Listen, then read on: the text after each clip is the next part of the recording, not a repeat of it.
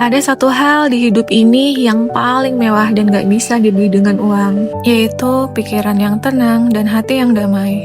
Sebelum itu, selamat datang kembali di channel saya. Jadi, sambil nemenin aku ngafe, kali ini aku mau cerita sedikit tentang perjalanan hidupku ya.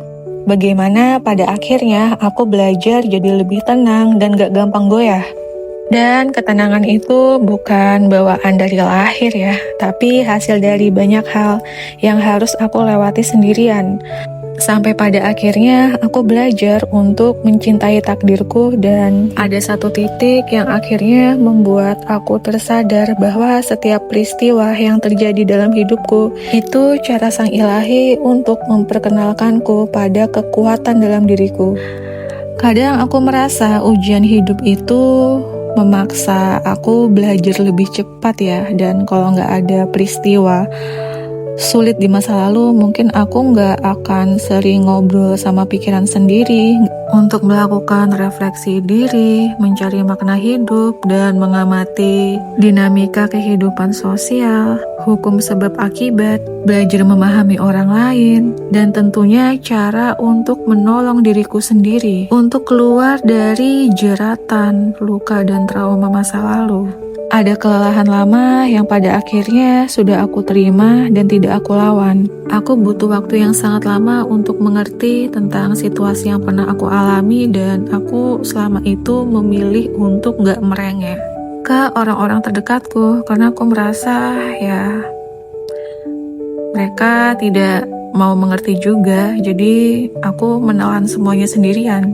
Dan butuh waktu yang lama sampai pada akhirnya aku bisa menjinakkan gelombang-gelombang emosional di dalam diriku. Dan ya, sekarang aku merasa lebih better dan aku gak gampang ke distraksi sama situasi-situasi ke depan yang gak bisa aku tebak. Semenjak aku belajar menerima realitas bahwa kehidupan ini gak selalu bisa kita lawan. Dan dari penerimaan itu, akhirnya aku berhenti merasa perlu membuktikan siapa aku dan mulai hidup sebagai diriku sendiri. Dan kalaupun aku punya sebuah ambisi atau sesuatu yang ingin aku buktikan, tujuannya bukan untuk dilihat orang ya, atau divalidasi oleh mereka, tapi untuk membuktikan ke diri sendiri kalau aku mampu dan bisa. Kadang ada orang yang pernah sakit hati sama masa lalu, pernah dihina, diremehkan, dan pada akhirnya membuat mereka ingin membuktikan jika suatu hari nanti mereka bisa menjadi sosok yang hebat dan dihormati. Itu tidak salah dan itu pilihan mereka ya, tapi aku memilih untuk gak mendengarkan mereka. Dan aku gak perlu harus membuktikan apa-apa kepada mereka agar mereka menjadi bungkam atau membuat mereka merasa kecil.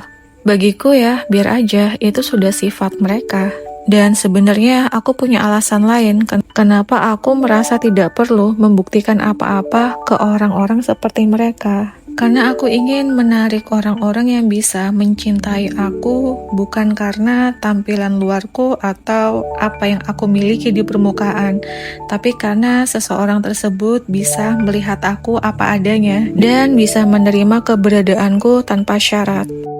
Bahkan saat aku mungkin tidak berfungsi untuk mereka, apakah mereka masih mau menerimaku sebagai manusia selama aku juga tidak merugikan hidupnya? Karena di era sekarang, ketulusan itu suatu hal yang sangat langka. Dan sebenarnya aku juga sudah merasa lengkap dengan diri sendiri. Karena aku menyadari ya bahwa gak semua hal di hidup ini bisa kita kontrol semua. Termaksud bagaimana cara orang lain memperlakukan kita. Ya biar aja. Kita nggak bisa bertarung melawan kenyataan yang nggak bisa kita ubah, tapi kita bisa mengubah cara kita merespon kenyataan tersebut. Kadang ada situasi di mana kita nggak bisa berharap atau bergantung dengan orang lain. Jadi kita perlu menjaga diri kita sendiri dengan baik.